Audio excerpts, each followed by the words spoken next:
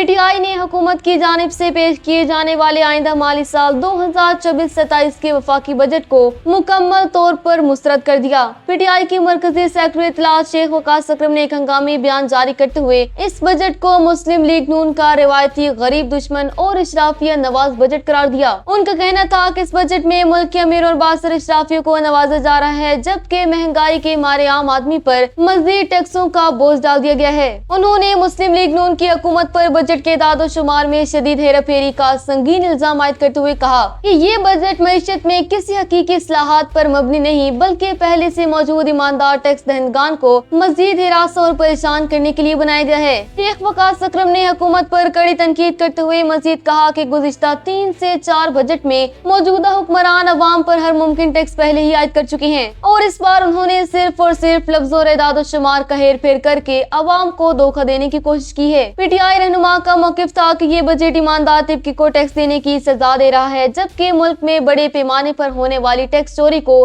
दानिस्ता तौर पर नजरअंदाज किया जा रहा है। इसीलिए पी टी आई इस धोखाधड़ी पर मबनी अवाम दुश्मन बजट को किसी सूरत तस्लीम नहीं करती।